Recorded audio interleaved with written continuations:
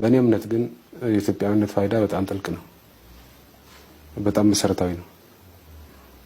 ጥልቅ መሰረታዊ ኢኮኖሚያዊ ምክንያቶች አሉት።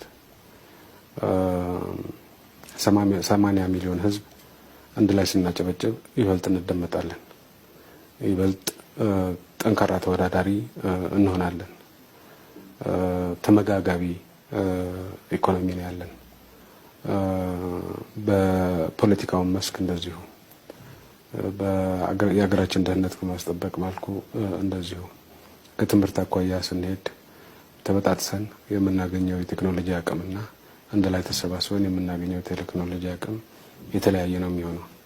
ስለዚህ መሰባሰቡ የራሱ ጠንካራ ምክንያት አለው። የሆነ ነፋስ የሚጠርገው ጉዳይ አይደለም። የመጀመሪያው ነገር ሊታሰበው ማንም ሰው ሊያስብ የሚገባው ጉዳይ ይሄ ነው። ኢትዮጵያዊነት ይህን ያህል የመንደር ነፋስ የሚያፈናቅለውና የሚበጣጥሰው ነገር አይደለም። ምክንያት አለው። ተፈላጊ የሚሆንበትና ጠንካራ የሚሆንበት መሰረታዊ ምክንያት አለው። ስሜት አይደለም፣ ነባራዊ ሁኔታ ነው። የመጀመሪያው ጉዳይ ይሄ ነው። ሁለተኛው ጉዳይ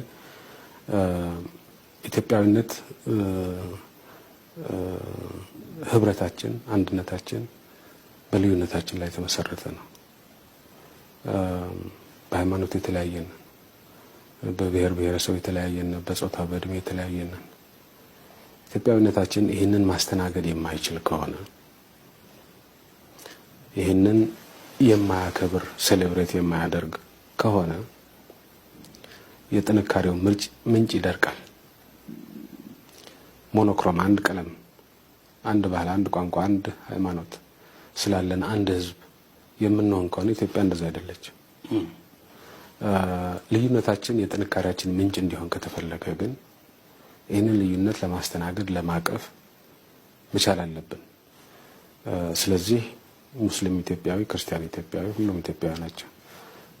ሙስሊሙ ሙስሊም መሆኑ ያኮራዋል፣ ክርስቲያኑ ክርስቲያን መሆኑ ያኮራዋል።